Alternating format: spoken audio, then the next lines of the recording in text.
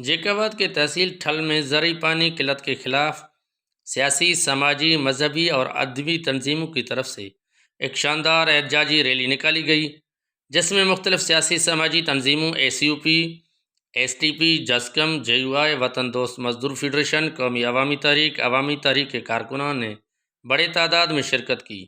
Rally शहर के मुख्तलिफ चौकों चौराहों से होता हुआ प्रेस क्लब पहुंची, जहां रहनुमाओं ने मीडिया से बात करते हुए कहा कि सिंध के काश्तकारों का पानी एक सोची समझी साजिश के तहत बंद किया जा रहा है, जिसमें वफाकी हुकूमत और सूबाई हुकूमत की गठजोड़ है। रहनुमाओं ने चेताव देते हुए कहा कि सिंध समेत ठुल के काश्तकारों को मौके पर ज़रूरी पानी मुहैया नहीं की गई तो सिंध और पंजाब के बॉर्डर पर धरना देकर मेन शाहराहें ब्लॉक कर देंगे। मजीद देखते हैं इस रिपोर्ट पे। हाँ जी बिल्कुल, पूरे सिंध जियां ठुल में भी पानी खोट खिलाफ सियासी, समाजी, मजहबी, अदबी पार्टियुनि पारां एहतजाजी रैली कढी करे धरणो वञे थो। ईअं अचो त हिते आबादगारनि ऐं सियासी, समाजी, मजहबी धुरनि सां ॻाल्हि ॿोल कयूं त पाणी कोट खिलाफ़ वञण जो वधीक छा चवणु आहे? असां सिंधी क़ौम खे काफ़ी टाइम खां वठी जाॻायूं पिया त बाबा ही पीपल्स पार्टी जेका न आयल आहे ऐं हमेशह सिंध सां धोखो कयो अथई, कॾहिं बीठे निज़ाम जी सूरत में, कॾहिं कहिड़ी सूरत में, कॾहिं बहरिया जे रूप में, हमेशह सिंध सां हिननि गद्दारी कई आहे। आबादगार परेशान आहिनि ऐं असांजा हारी परेशान आहिनि ऐं पूरी सिंध परेशान आहे।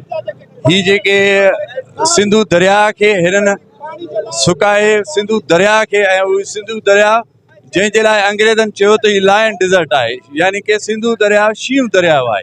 इन साज़िश जे पुठियां वफ़ाक़ जी नाल हुकूमत सां गॾोगॾु पीपल्स पार्टी जी उहा हुकूमत जिन खे सिंधी माण्हू गुज़िरियल 50 सालनि खां वोट ॾिना आहिनि, इन्हनि माण्हुनि सिंध जे माण्हुनि जे मथां मरहम रखण जे बजाए उन्हनि जे फटनि ते लूणु बुरकिया आहिनि। जनाब आसिफ अली ज़रदारी, मुराद अली शाह समेत सभिनी वस वारनि खां मुतालबो था करियूं त सिंधु दरिया जेको पाणी जो दरिया न आहे, हीउ दरिया आलमी तहज़ीब ऐं सक़ाफ़त जो दरिया आहे।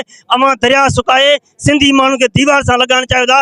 जीअं त सिंध जे ॿियनि ज़िलनि, ॿियनि सूबनि, ॿियनि शहरनि जीअं ठुल में भी अॼु वॾो एहतजाजी मुज़ाहिरो थी रहियो आहे, जेको सिंधु दरिया जे पाणी सुकाइण खिलाफ़ वॾो एहतजाज आहे, जिथे आम शाहरी, क़ौम परस्त, सहाफ़ी, सिंधी क़ौम, उते वतन दोस्त मज़दूर फेडरेशन जा मज़दूर भी समन जे सूरत में गॾु आहिनि। असां मुतालबो था कयूं सिंध गवर्नमेंट खां, वफ़ाक़ खां, सिंध जे IMF खां त बाबा सिंधु दरिया खे पाणी ॾिनो वञे। नई ॻाल्हि आहे, सिंध हर वक़्तु हर साल इहो असरु थींदो आहे, हर वक़्तु इहो असरु थींदो आहे। पूरे मुल्क मां जॾहिं पंजाब मां सॼी जॾहिं रोमी लॻी वञे थी, हर शइ थींदी, तंहिंखां पोइ सिंध खे पाणी ॾींदा, उहो बि ना काफ़ी आहे।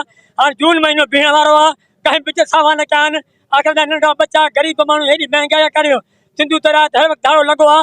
असां इन जे लाइ रोड ते निकिता आहियूं। असां आला अफ़सरनि खां अपील कयूं था, ख़ुदा तवजो सिंध जे दरिया में पाणी छॾियो।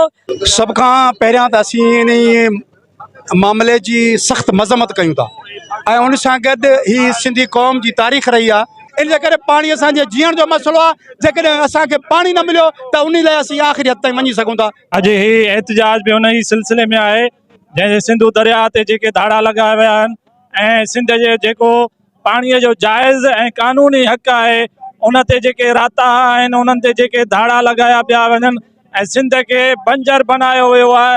हुननि जूं ज़रूरी ज़मीनूं तबाह आहिनि, पीअण लाइ पाणी न आहे।